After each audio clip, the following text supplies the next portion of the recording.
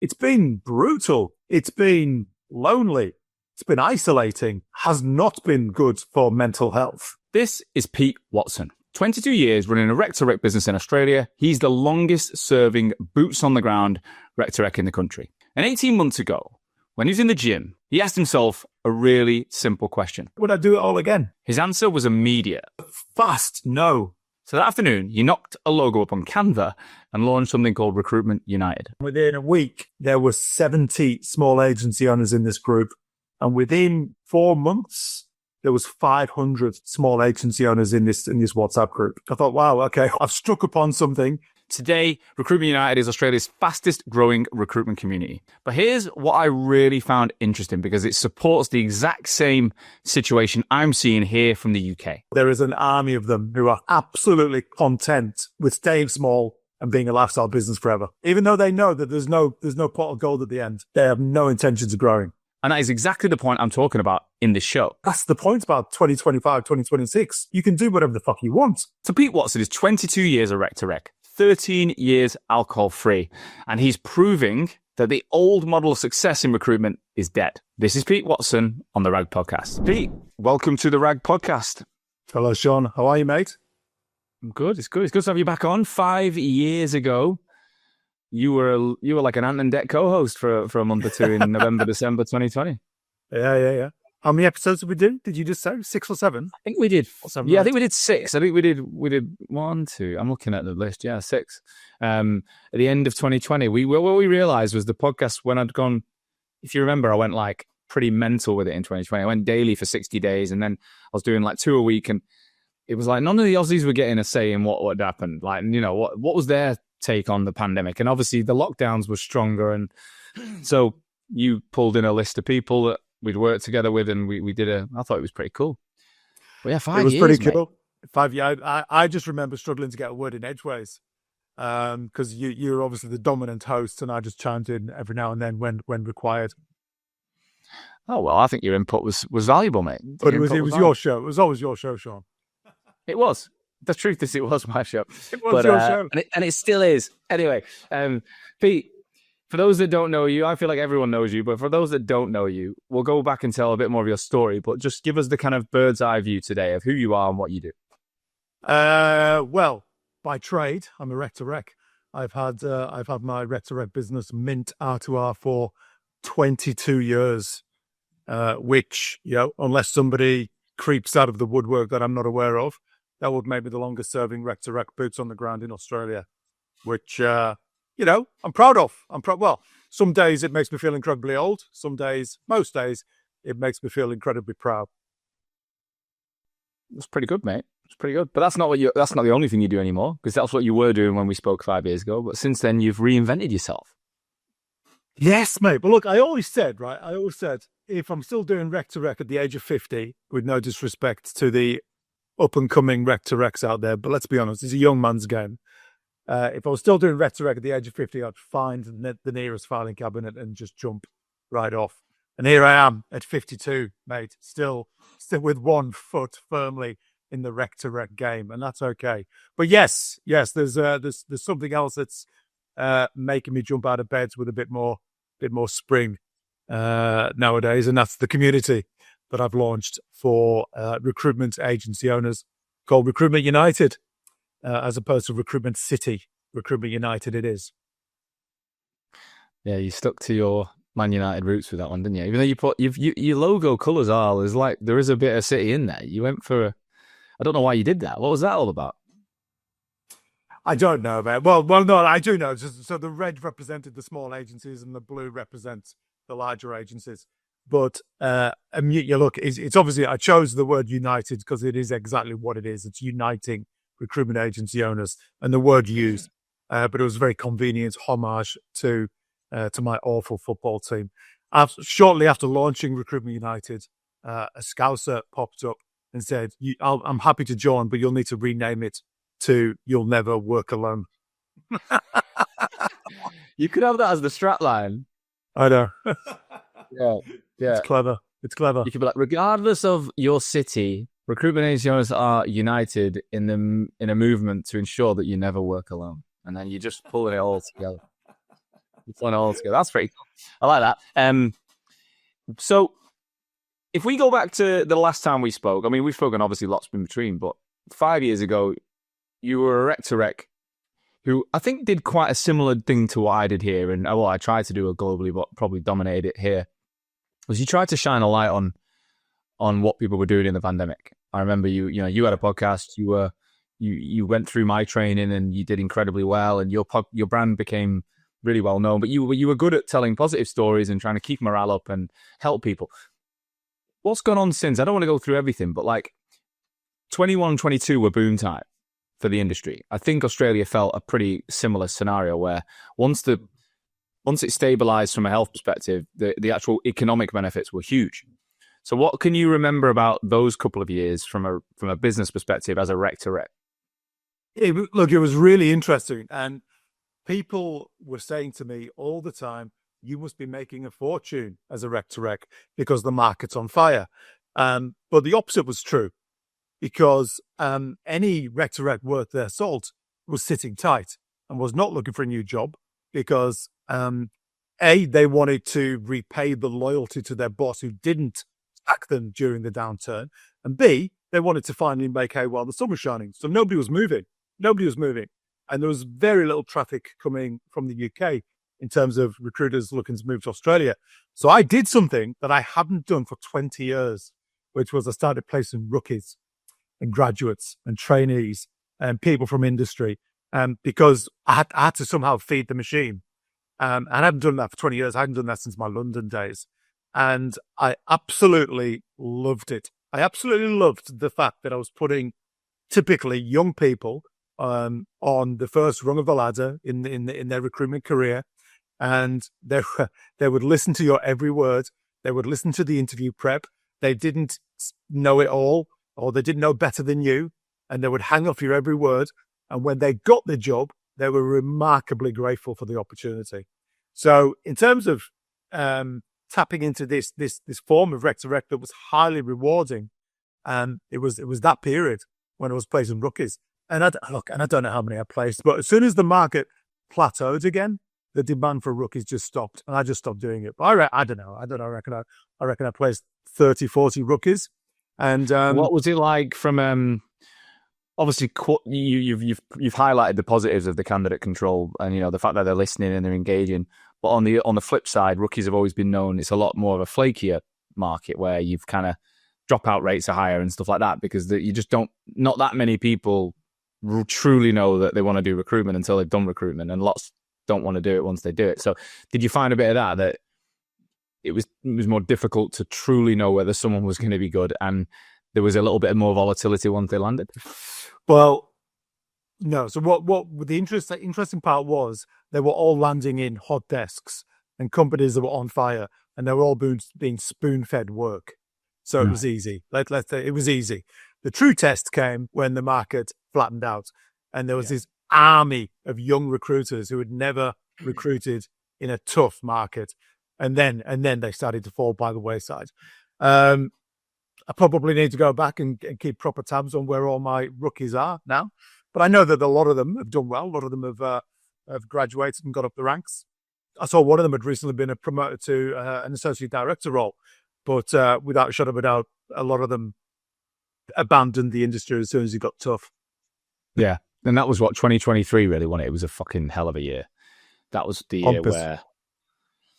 year I grew my hair, Pete. That's the most important thing. You remember when I had the locks down to the shoulders? That was 2023. I'm sure. I know you live your life by tracking. You live your life by tracking my hairstyle. So I do like to keep tabs. Yeah, I like to keep tabs on your haircuts. I mean, bring back the quiff. Bring us all. There's not a lot to keep tabs on at the minute. I just buzz it once a week in the barbershop. I like the simplicity of my life right now, but it will be back at some point. Anyway, so 2023 was a tough year. What did that mean for you then? So obviously, these rookies are no longer in demand. Did agencies go out and hire experience, or were they shrinking and just trying to do what they had with what they had? No, it was just like a perfect storm. It was like a perfect storm of the experienced people who had stayed where they were doing well, and then they were just bolstering their workforce with these rookies, and that's how they got through this crazy period where the demand far outstripped the supply. But then everything just leveled out again. What was a buoyant market became a normal market, became a somewhat depressed market. And, the rookies fell by the wayside. The demand for rookies absolutely dropped off a cliff. And then the experienced recruiters, thankfully for a Rec2Rec like me, started going back to market again. And what was interesting is you had all these experienced recruiters going to market with these massive numbers behind them. So, I've just billed, 700 grand, 750 grand, 800 grand. Whereas in reality, they probably weren't 700 to 800 grand billers. They'd just come through the hottest market the world had ever seen. So it was a bizarre time. It was a very odd, peculiar time. So how do you manage that then? Because they're coming in with a level of expectation of what they're going to earn and salary expectations. So how did you? And the clients are probably aware that you're sending them to that the market's dipped and that. So how did that play out? I suppose it would depend on. It would be a case by case scenario, right? There might have been a 4-year recruiter who'd done 300, then 700. That tells you where they are. And if somebody had the lack of common sense to present themselves as a 700k biller, that they're going to get found out pretty quickly in an interview scenario. But yeah, it's what we exist in now is what all the experience, all the old heads are calling a normal market. It is this 2025 has not been a good market. I don't think it's been as bad as the UK, but it's been pretty average. But the experienced recruiters are basically saying this is not a shit market. This is a normal market. Recruitment's not supposed to be easy. This is what it is. And the business is out there. You've just got to find it. It's got to work harder to find it. I've got clients all over the world that are succeeding this year. And look, it's no doubt it's more difficult. There's no doubt it's more difficult than it has been over the last few years. But I still think the good people can find work. Like if you've got the skills, they can do it. So I agree with that. In terms of your life, without going too personal, obviously you had some pretty deep personal challenges coming out of the pandemic, from a relationship, marriage broke down, you're moving house. There was so much going on in your life. And obviously I remember we did an episode about the alcohol in 2020, which is now 13 years alcohol free, which I think is incredible. I'm 2 years this month and I know the impact it's had on me. So if you don't mind, I just want to touch on your personal journey over the last few years. Yeah. What's it been like? Like, because you did go from living in a family home in a box room in the pandemic. I remember you were like sleeping in a spare room or something. And then you suddenly had this, I remember you had that flat with the guitar in there. Oh, you still got a guitar, but you had it propped up in it was like a really modern looking apartment. And I don't know, you were positive on the outside, but I felt there was probably a bit of deeper trauma going on inside at the time. Yeah. It's blimey. I mean, it's been, yeah. So I separated from the mother of my kids 6 years ago, and my kids were still then 13 and 11. And yeah, so I moved out just as COVID happened. I must have obviously shared this story with you. I moved out just as COVID happened, and then COVID happened, and I remember I had 100 grand. I'd had a really good quarter the quarter before, and I had 100 grand worth of new starters all sitting in probation. I was thinking, oh my God, every single one of them is going to get sacked. How on earth is a single one of them going to get retained? And what I hadn't taken into consideration was just human kindness. And a lot of these employers just wanted to keep these people in the business, and they weren't just going to throw them to the lions. So I think one of them didn't make probation. Everybody else got retained. But nevertheless, my business fell off a cliff. And we were starting to hear these words like lockdown and isolation, and I didn't know what it meant.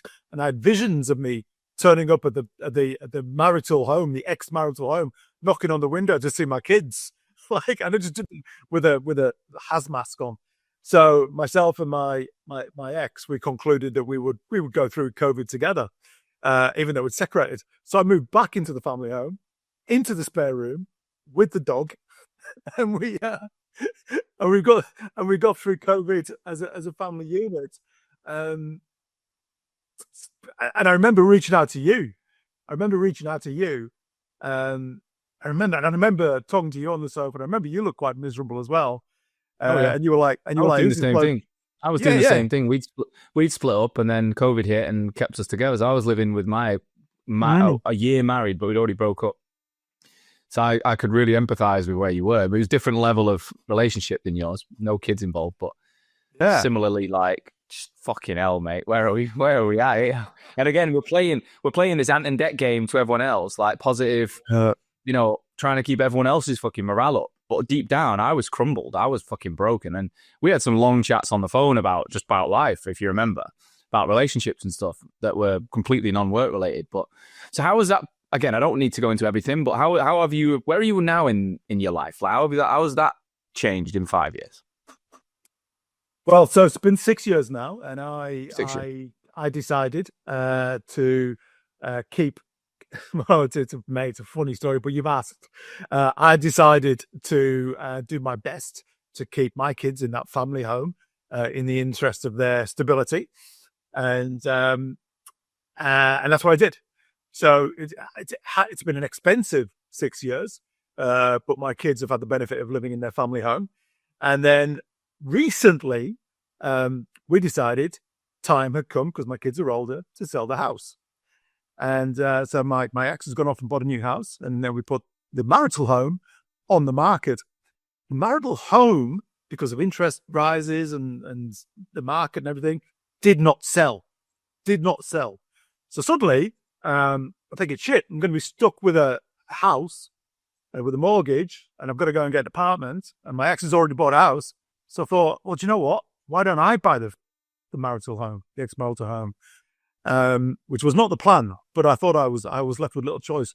And just today, I've had the mortgage approved to basically buy back my old house. And so you'll be living in there. So it'll be your house, and that's like a long-term place to live there.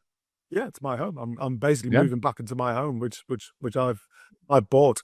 So I've spent 6 years kind of going from pillar to post, but with the plan to keep my kids in their home. So I've done that, and I don't know. The universe has paid me back. Your kids are what, 19 and 17 now? Kids are now 18 and 16. 18 and 16. So how? Because in my stepkids are 11 and 12. So like I can kind of see. I'm almost where you were when we were talking in the past. In terms, just as a parent, what's the different? What's the biggest change now? Like, what can I expect 5 years ahead? Asking for a friend, not. We all love our kids, obviously, and we're all potentially biased. But I've got a couple of good kids, and they don't give me too much grief. They're funny.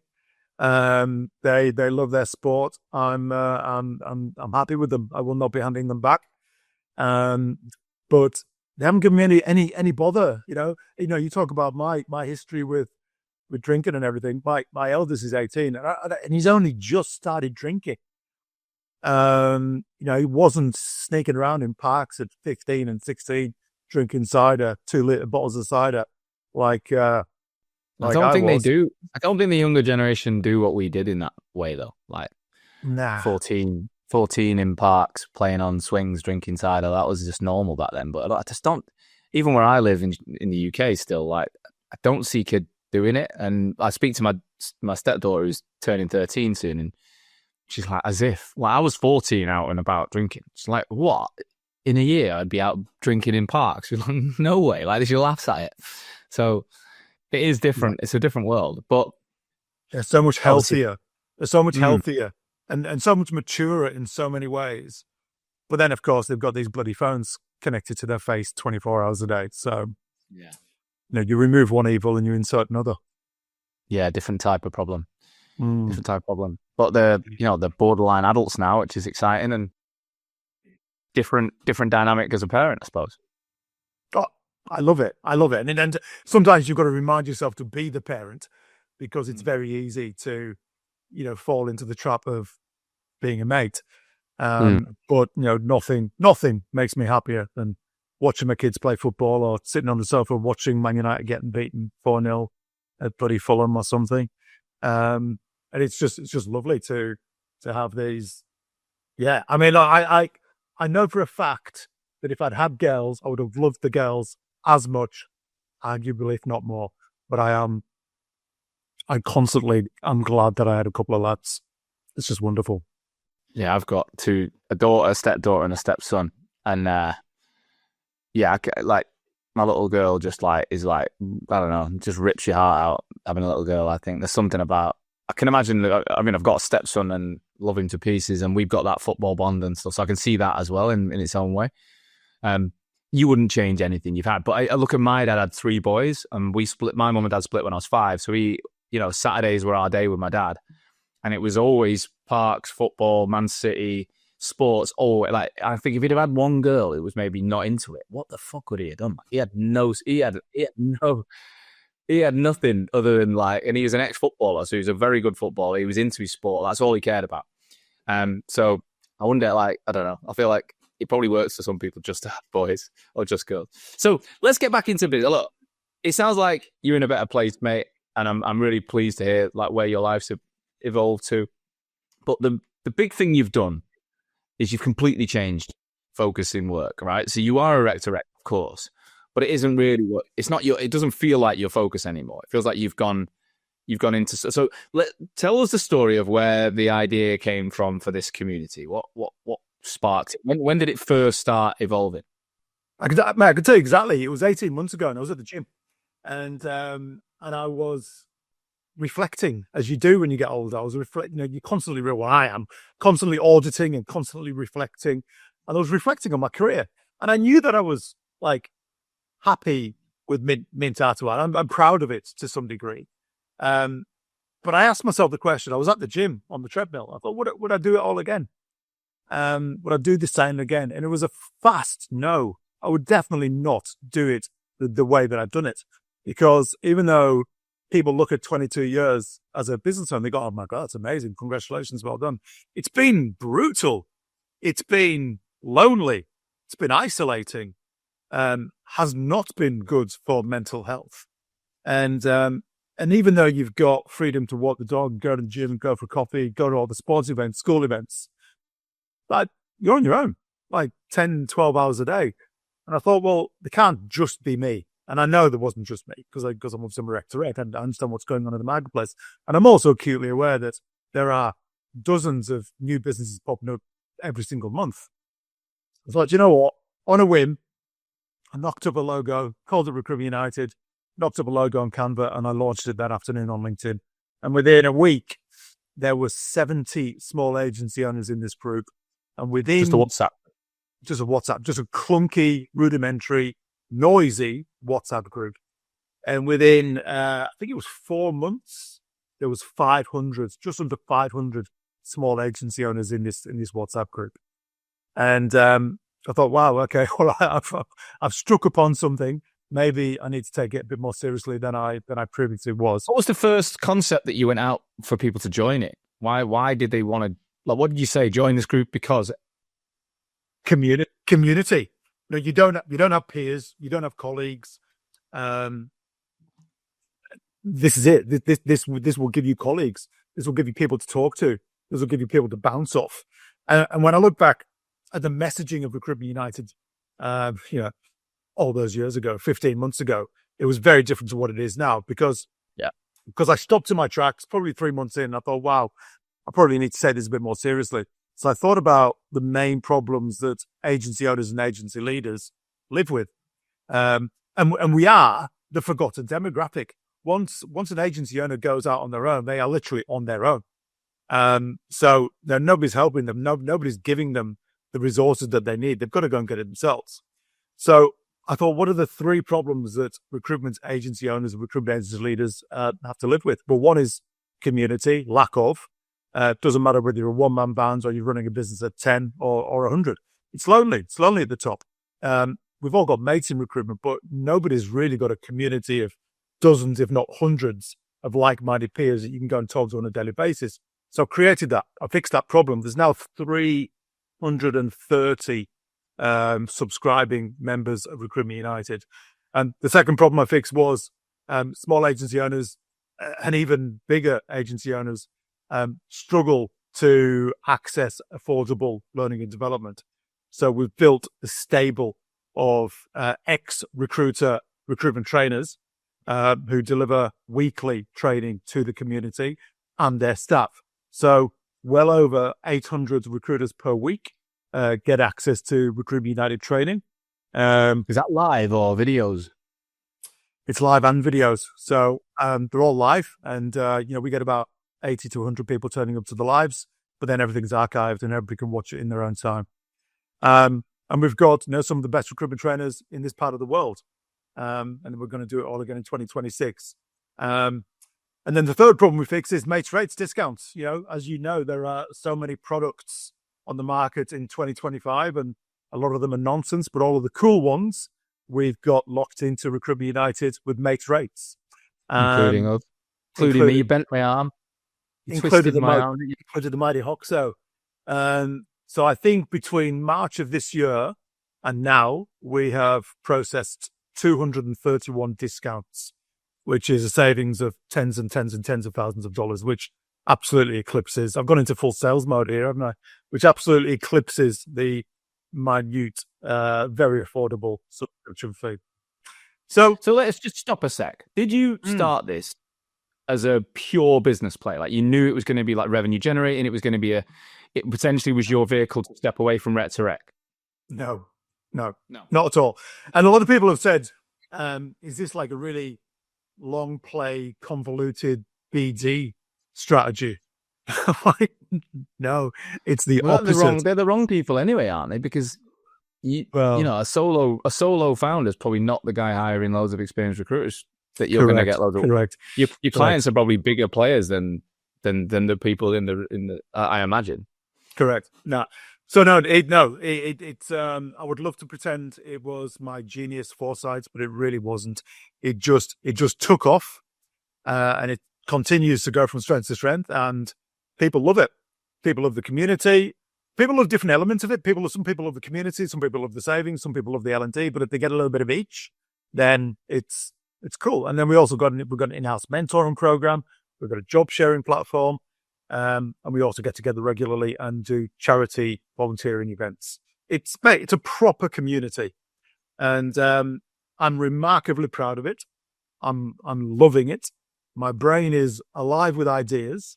If you do something for 22 years like Rec2Rec into your 50s, you could be forgiven for getting a bit jaded. But right now, mate, I've never been more passionate and energized. I've never loved the recruitment industry more. I've never felt more connected to recruiters. And it all sounds a bit wanky, and I know it does, but it's cool. I love it. It's there isn't anything that exists like it in Australia. And then when I did some research, I discovered that there's quite a few of them in England, but not in Australia.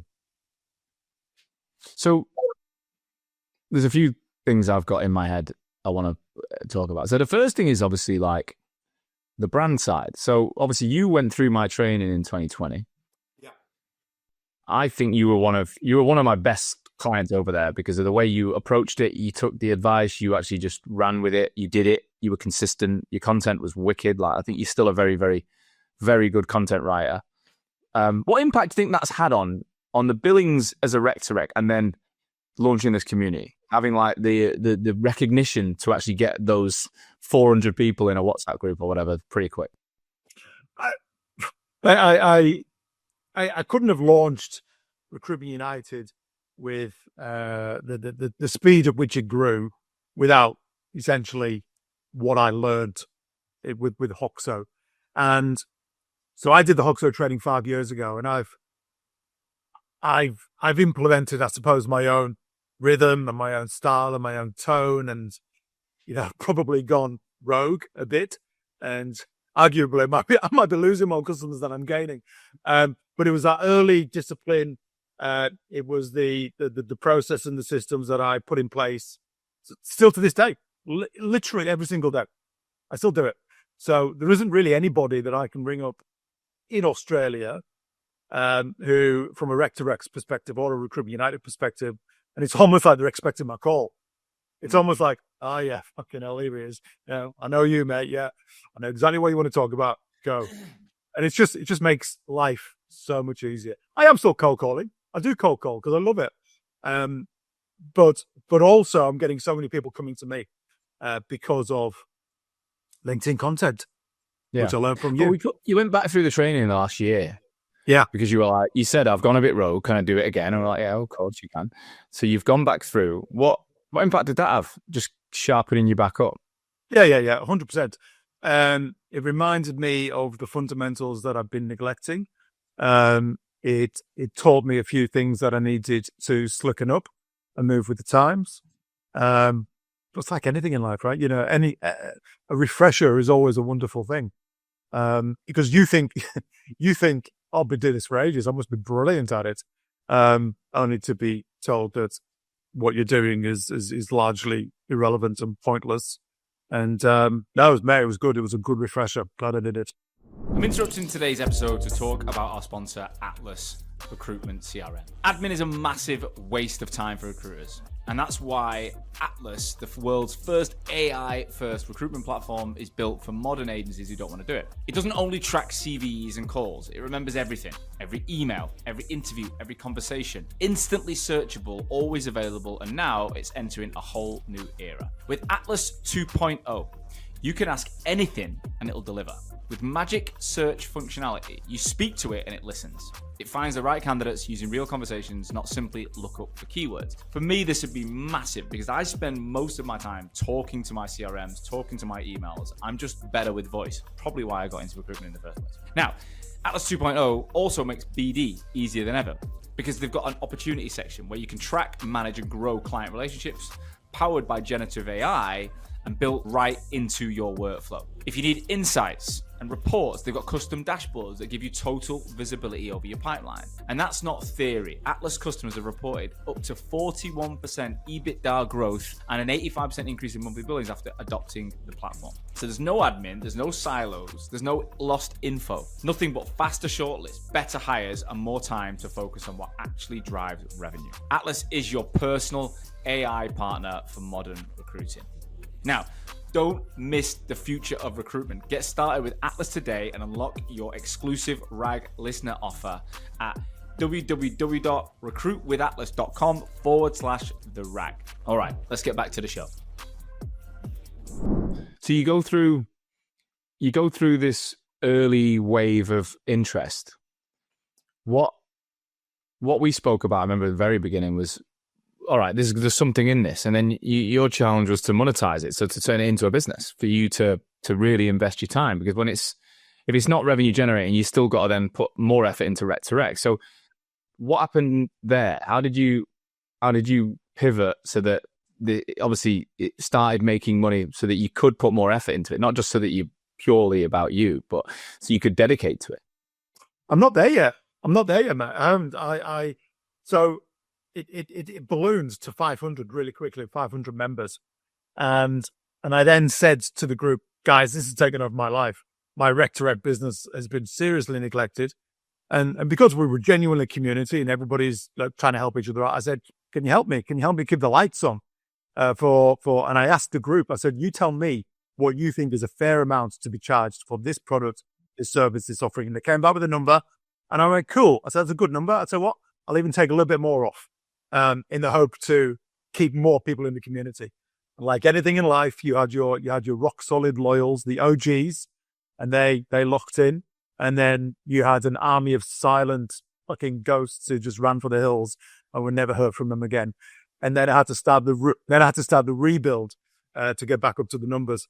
But at this point, we've got a product, we've got credibility, we've got content, we've got archived stuff.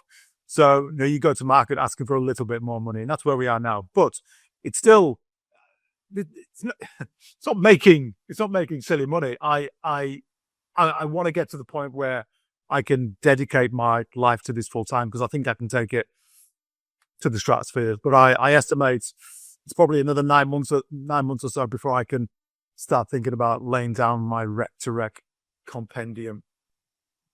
Can you imagine? What Do you a remember that? compendium. Compendiums. I do remember that. That was only in Australia. We never got them in London when I moved, but we loved it at Ranta.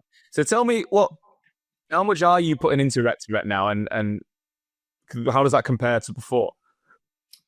Oh, look, I suppose I'm unlucky. Oh, well, no, lucky is the wrong words because create your own luck, don't you? But unlucky in the sense that I've been around for a while.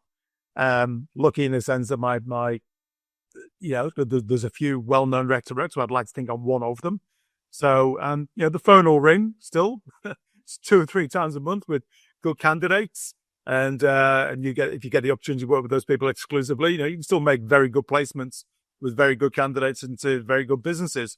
But I'm maybe not. I'm not the proactive Rec2Rec that I maybe once was in terms of trying to force placements and trying to. So you're not sitting there for hours DMing people who are open to work and stuff like that, and trying to find those. No. I'll work with the good people that come my way, and thankfully there's still quite a few of those. But my heart and my soul, my energy and my passion is now dedicated wholeheartedly to Recruitment United because I believe in it, because people are loving it, and because, again, as wanky as it sounds, I absolutely believe I'm improving the lives of agency owners and agency leaders in Australia. And this might be my way, much like you, mate, much like you. You will be leaving the recruitment industry in a better condition than you found it. And I hope so. And in my own little way, that's what Recruitment United is going to allow me to do. Yeah, I hope so. I'd say that's exactly what I'm trying to do. I think one thing I'm doing now is I'm really focused on like the type of business, like the type of this is why this story really matters to me today, because even though it's different, even though you're not talking about really a recruitment agency as such, you've basically designed a business that adds incredible value to others, but it's actually really well aligned to where you are and where you want to be as a person. You said, if I get to Rec2Rec at 50, I'll jump off a bloody cabinet or whatever you say. I think you'd just sprain your ankle if you jumped off a cabinet. I think you'd be all right. But anyway, the reality is you knew that there was going to be change needed, and you've implemented that. I personally have gone on a journey since 2019 with the show and with Hoxo since 2017, and I've watched from afar how the narrative of what success in our industry looks like has changed. I've also built a business to 40 employees, hated my fucking life, and scaled it right back because my life and how I feel and the core values I've set up around the business weren't aligned. And Amma was luckily my business partner was exactly the same as me. So we've seen building a business that you don't even enjoy, that you're not even you're not actually motivated by because it makes some money. And we've then gone, well, we could probably make more money if we double down on what we enjoy and what aligns with our values. And that's like this year will be our absolute record year, like almost double profit of what any other year we've ever made. And we've got the least employees we've had since 2018. And it's like, but it's because of we've got all the stars have aligned and we've gone fucking right into what we're good at and what we enjoy. And I think you're doing the same thing. Yeah, cash will come. But so this way it leads me on to is I'm obsessed with this, like, helping people find the business model that suits them. Like that's the whole point of what I feel like Hoxo and the Rag is now. It's about giving people inspiration and ideas and a structure that they might be able to build the business, build the profit, still be the parent, still be the husband, like do the things or the wife, complete the circle of life, not just the business P&L tick box that a lot 100%. Of people were, especially before COVID. And I think that's, again, I think you're doing something similar. So let's talk about what do you think is going on in your client base right now? Like, what is their biggest ambition? Well, to your point, I think it's kind of a similar point to you is that, and again, I don't know if it's the same in the UK, but in Australia, small agencies are just popping up. It's never been easier, and it's never been more accepted for small agencies to pop up, whether you've got a year's recruitment experience or 10 years recruitment experience. And it's just like a revolution going on. It's just bonkers. And it's helping those people. It's helping those people have an easier journey. Like, and to have that work-life balance that you're talking about, and to focus on the kids and all the other stuff that's important to them outside of the work.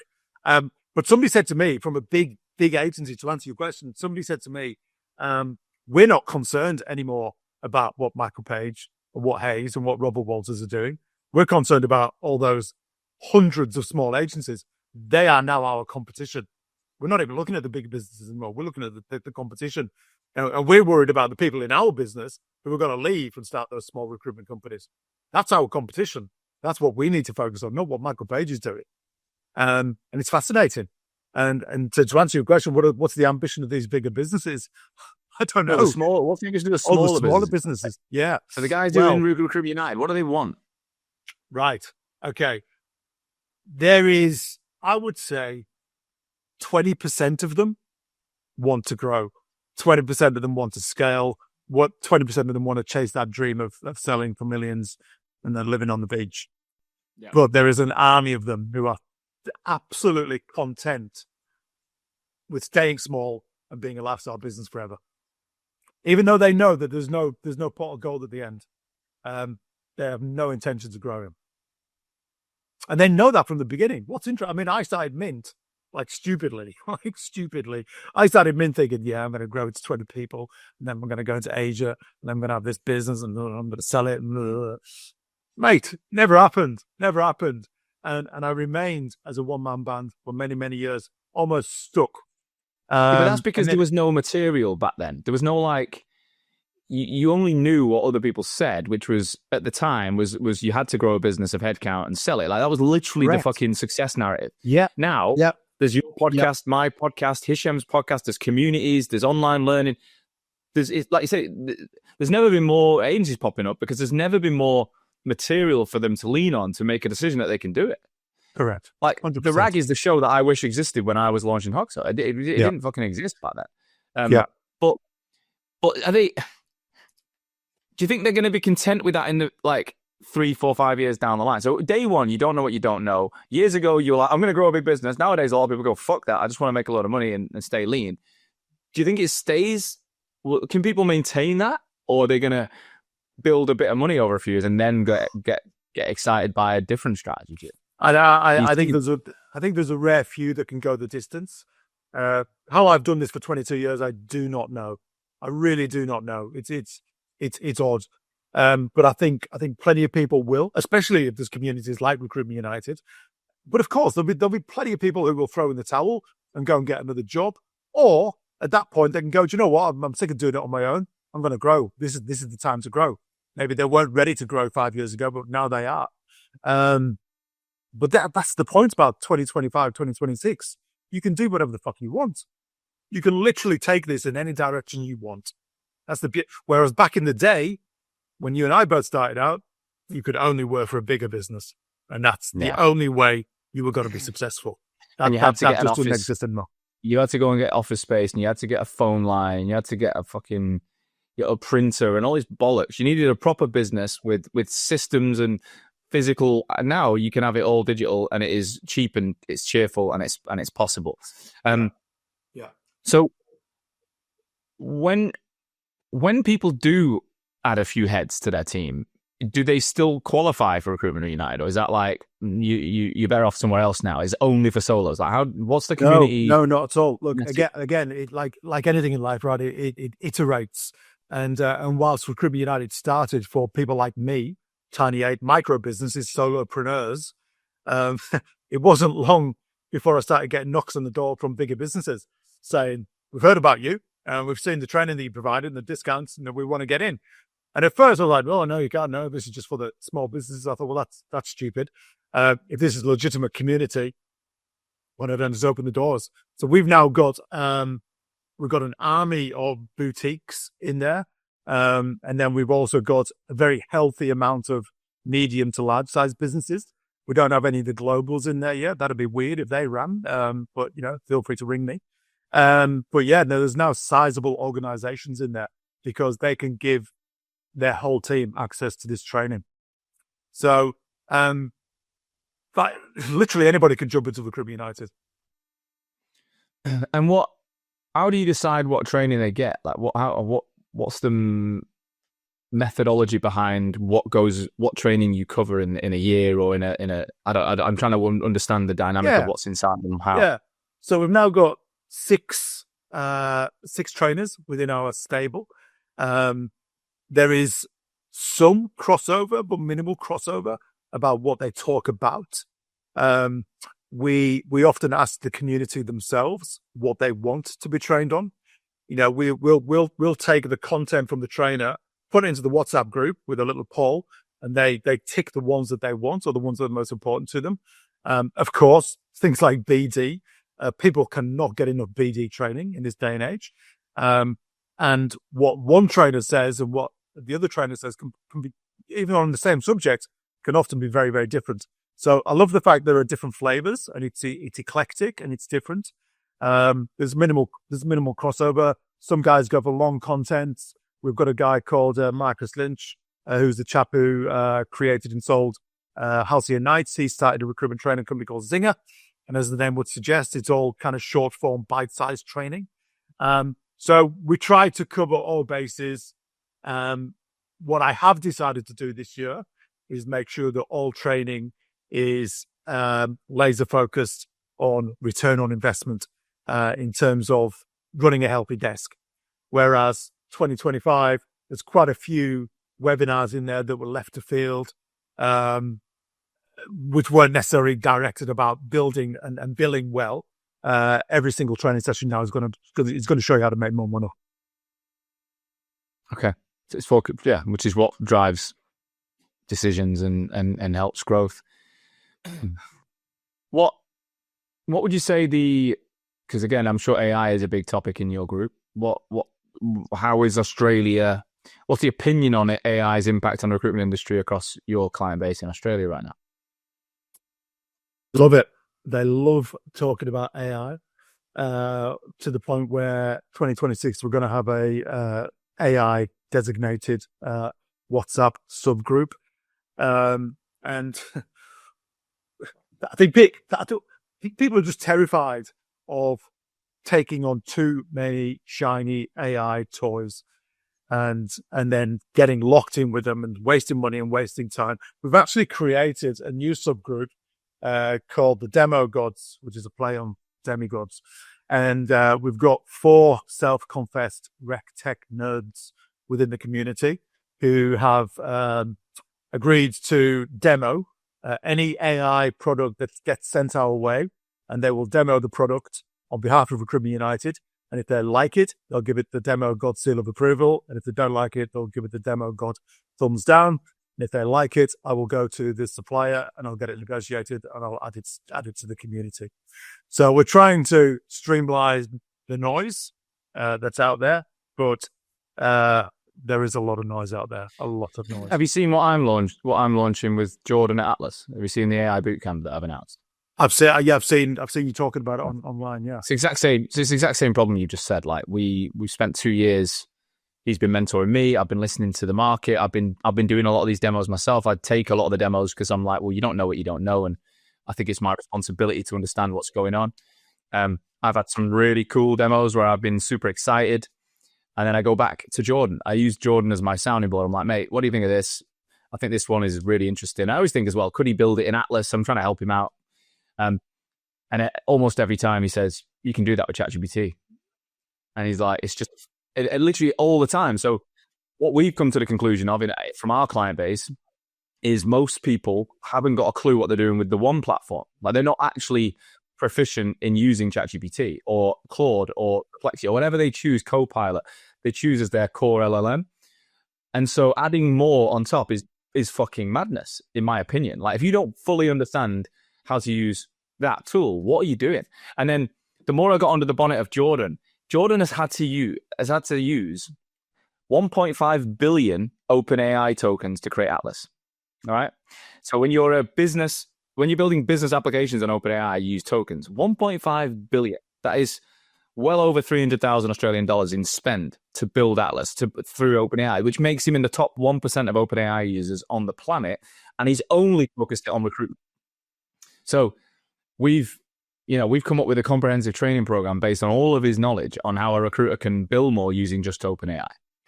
And the feedback has been overwhelming, to be honest, since we've launched it. Like we sold out the first group for January in 6 days, and now we're almost sold out of March's cohort. We're going to do it in 6 cohorts in 2026, same as I do the LinkedIn training. And it really aligns to what I've been saying, because my kind of vision over the last couple of years has been building this business that I call it the influence-led model, is like what the phrase I'm leaning with now. And it's basically having a strong brand at the front as a founder, which I'm sure we both agree on is important.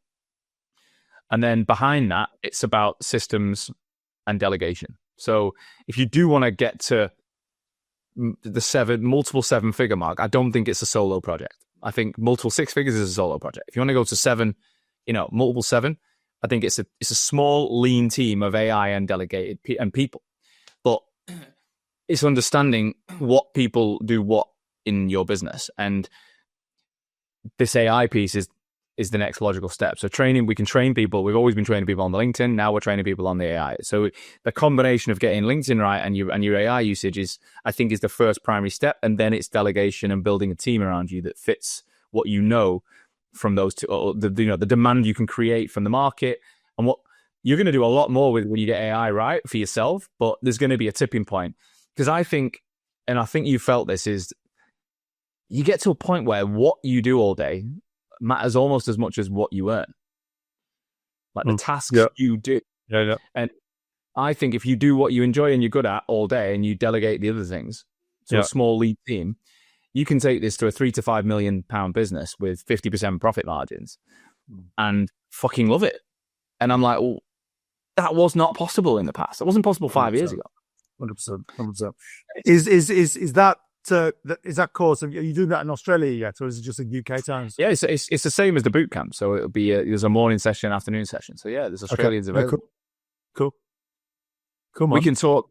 I can see your brain moving. We can talk. And yeah, we've got a few Aussies in the pilot group for sure, because our client base is pretty big over there. But it's just I'm just glad you're saying the same things as me, is what I'm trying to say. Like we're seeing the same picture, because I think it's an incredibly exciting time to be a recruitment owner. I think next year is going to be phenomenal. If your approach is, I'm going to learn what's new, but I'm going to protect what works, I think you're in for a really good ride. I think if you're taking on every bit of advice from everyone and constantly changing everything and every piece of tech, you're going to actually miss out on what you've been good at. You're going to drop the ball.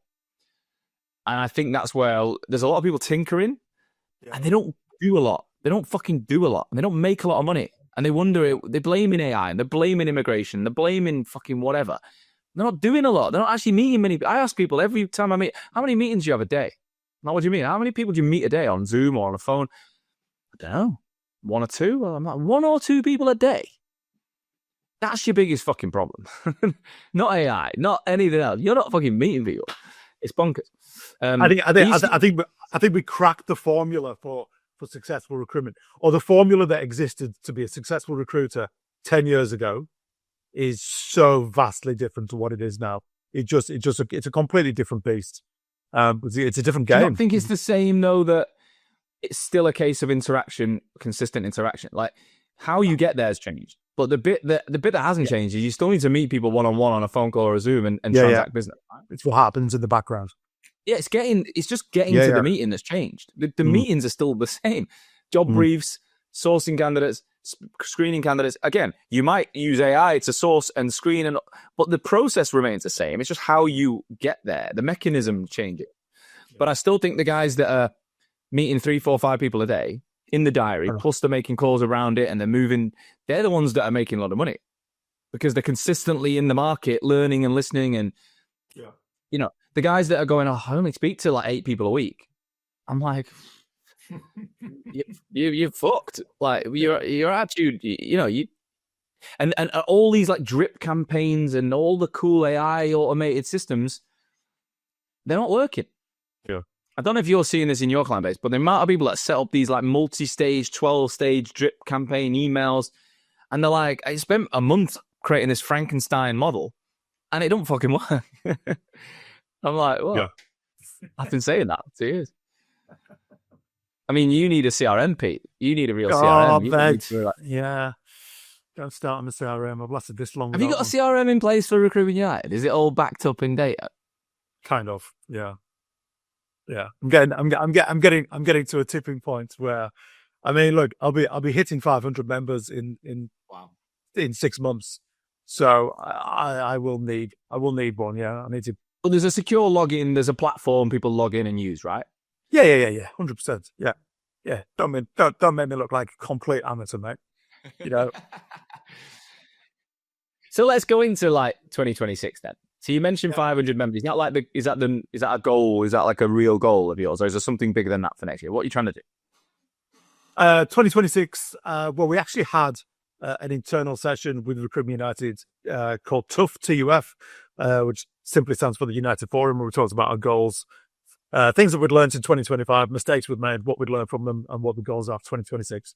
And my goals for Recruitment United are to surpass 500 members, which I don't think will take a huge amount of time. I then want to have some sort of major face-to-face live event in probably Sydney and Melbourne, the Recruitment United Roadshow. And I'd love to try and help a couple of people launch recruitment companies who don't necessarily have the ability, funds, wherewithal, knowledge, expertise to do so.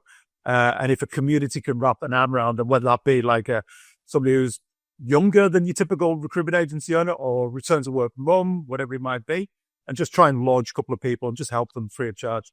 But yeah, we're up for an innovation award. We might not win it, but we're up for an innovation award. So I'll wear a tuxedo for maybe the first time in my life. That is in April. And if I win it, don't worry, I'll be talking about it on LinkedIn for at least 6 months. I like it. And when do you think your live events will happen? They will happen towards the back end of the year. So they will be a combination. Look, they'll be like I've got the speaker organized. You know, maybe you could come over, not necessarily for it, but you know, I'm sure you'll be due a trip to Australia.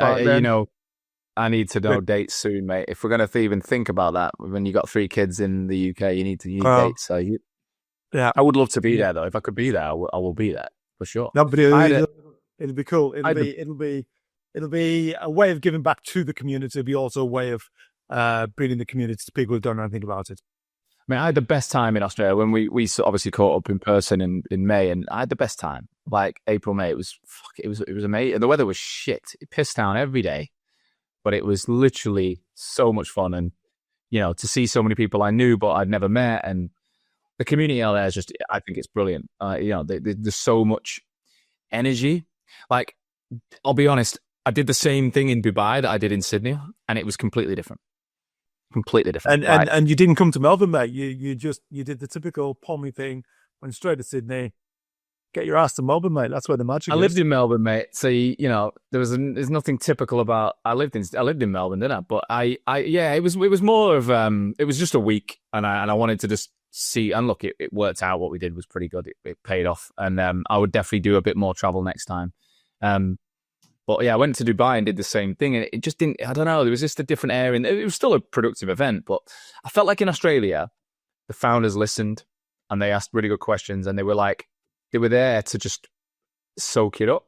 Whereas in Dubai, and again, people listening from Dubai were there, you can argue if you want, but I felt like they were there to challenge. I felt like they were there to say, "No, I'm not sure about that," or, you know, "I think we know more than you." That's kind of the vibe. Not all of them, of course, because it was a good event, but there was a little bit of an air of "we know more" was the feeling I got. And I'm like, all right, cool. Like, I'm not here to just sell stuff. I'm here to just advise and create a conversation. Yeah. Whereas I felt like Australia was really humble. It was like, but maybe it's, you know, there's an appreciation in Australia that the UK is ahead, maybe, of like technology and things. It's like, fuck, well, isn't it? Dubai, I think they think they're already ahead of everyone, and they probably are. So there's some truth in it. But yeah, the Australian event was outstanding. You know, I loved it. I loved every minute of it. But yeah, it was great. Nice. If I'm coming back, I'd like to do Brisbane. I've never been. I'd like to do Melbourne. I'd like to do Sydney. I'd like to do it when it's not raining. You can order that. Order the weather. I'll sort that out, mate. Don't worry. It's really not as good weather as people make out, is it? Like, even today, you said it's cloudy. What's going on? It's sun. This is the summer. Yeah. Yeah, but then I think we've got 3 days of 30, 37 and 38 coming up. It's beautiful today. It's beautiful today because it's cold. But then we've got 3 blistering days where it's going to be you won't be able to breathe. It'd be horrible. Yeah, sounds great. So 2026, clear goals in place. Final question is around the alcohol. So you're 13 years alcohol free. And as I said, 2 years for me. What have you got to say to people that are looking at, this is mid-December now. They're probably listening to this in January when this goes out. Dry January is a month that, everyone knows of. And a lot of people take dry January and they do it. And it's like they embrace it, but they're kind of counting down to the end of the month when they go out. And I've done that. And then it was 2 years ago I took dry January that became dry Q1, became 2 years. And it's an indefinite project now. I guess, have you got any advice for people that are in dry Jan and are thinking about what could be next? So first of all, right. So when you and I spoke about this on the podcast, you may not have realized, but that conversation was a pivotal moment for me, because I remember saying to you that if you'd asked me about not drinking when I was 2 years in, I would have denied that I even knew what you were talking about. If you asked me after 5 years, I'd be like, oh, mate, yeah, it's true, but, I don't really want to talk about it. It's nobody else's business. And then you ask me now, and you were talking to me at 8 years, I'm proud of it. I wear it like a badge of honor. And if anybody's interested, I won't ram it down anybody's throat, but I'll talk to anybody about it. And going onto your podcast was the point where things really changed for me, because that badge of honor just started shining even brighter. And I am now remarkably proud of the fact that I don't drink. I have zero shame or awkwardness about it. I will bore the pants off anybody about it if they choose to talk to me about it. I'll go to any pub, any social event, and I'm looking forward to sitting down with my kids and probably giving them probably a bit more truth than they may have already worked out in their own minds, because I'm so proud of it. What I would say to anybody who is struggling with how they own it and how they live with it in their lives, if it is a problem, is own it and be proud of it and talk about it and just embrace and accept that it's part of you and it's part of your journey, it's part of your story. Because when you do that, and I know that's harder for some than others, and it took me bloody 8 years to get to that point, but the 8 years when I wasn't drinking and not talking about it was literally a white knuckle ride. It was awful. I was not progressed in my life. I'm thinking more like the people in dry Jan who are listening that are sober curious. Like they've taken a decision to go dry Jan, but they're not sure like it's for them long term. They're not sure they can even live their life without it in there. Like, how do they get through the social calendar? Like, I speak to a lot of people who go, I just don't think I could do what you do. But I'm like, well, why? They just say, well, I don't think I could do it full time. Like, I can do it for a month. I take 3 months off every year, but I don't think I could do what you do. And I'm like, what do you say to that? Because I hear that all the time. It depends. It depends on who they are, and it depends what they're living with. And if they're a social drinker where it doesn't impact their lives whatsoever, fine, do whatever you want. But if alcohol or the presence of alcohol in your life is a negative, then you're kind of running out of options. You've got to do it. You've got to do it. But only you could decide when you do it.